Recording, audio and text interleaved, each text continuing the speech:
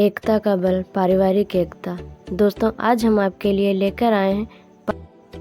दोस्तों, आप कहानी को पूरा पढ़ें और अंत में आपसे एक सवाल पूछा जाएगा और सवाल का जवाब भी इसी कहानी के अंतर्गत मौजूद होगा। इसीलिए कहानी को पूरे ध्यान से और पूरा पढ़ें और कमेंट में इसका जवाब हमें बताएं। एकता बल कहावत का अर्थ है कि एकजुट रहना। जब तक मिलकर रहते हैं तब तक कड़ियाँ बहुत मजबूत रहती हैं, लेकिन जब एकता में विवाद होने लगता है तो ये कड़ियाँ हल्की हो जाती हैं और धीरे धीरे टूटना शुरू हो जाती हैं। आइए इस कहानी के माध्यम से समझते हैं कि चिंटू नाम का एक लड़का अपनी दीदी जी और माता पिता के साथ रहता था।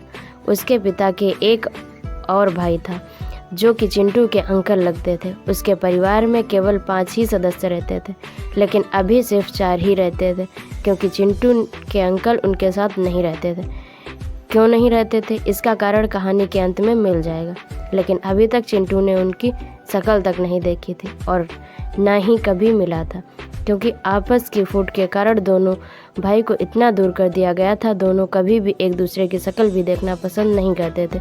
छोटा भाई गलत लोगों की संगत में आकर बहुत ज़्यादा अत्याचारी हो गया, जिसके कारण उसके माता उसका अपना हंसता खिलता परिवार त्याग कर कहीं वह दूर चला गया। लेकिन चिंटू के घर के ही पास में एक परिवार रहता था जिसमें एक आदमी के 5 बेटे और 5 भाइयों के लड़के सभी एक दूसरे से मिलकर रहते थे। किसी बात की कोई कमी नहीं थी, जिसका एक ही कारण था, पारिवारिक एकता। चिंटू उस परिवार को देखकर अपने परिवार के बारे में सोचता रहता था। कई बार अपनी दादी जी से पूछता, जब ये 5 भाई हो कर भी अभी तक इतना प्रेम भाव और एकता से कैसे हैं, और आपके तो 2 ही बेटे फिर भी इतने दूर कैसे हो गए। लेकिन दादी जी हर बार उसकी बात टाल देती, किंतु अब की बार चिंटू ने जिद कर ली तो दादी जी को बताना ही पड़ा।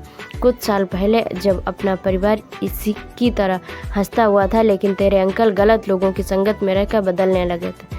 कई बार समझाने पर भी नहीं माने और रोज़ तेरे पिताजी से झगड़ा करने लगता, जिसके कारण तेरे दादाजी ने तेरे अंकल को उनके हक का हिस्सा देकर उन्हें अपने परिवार से अलग कर दिया। लेकिन ये टूटता हुआ परिवार तेरे दादाजी सहन नहीं कर पाए और दुखी होकर एक दिन अपने प्राण त्याग दिए। तब से ना तुम्हारे अंकल यहाँ आए और ना ही हम उनके पास गए। इसी तरह पूरा परिवार टूटकर बिखर गया। उनके परिवार के इतनी सुखी होने का यही कारण है कि उनके अंदर सहनशीलता और एकता है, और आपस की एकता बड़े से बड़े चट्टान को भी तोड़ देती है। जब एक लड़की होती है तो उसे आसानी से तोड़ा जा सकता है, लेकिन जब लकड़ियों को आपस में मिलाकर एक गुच्छा बनाया गया तो उसे तोड़ना मुश्किल हो जाता है।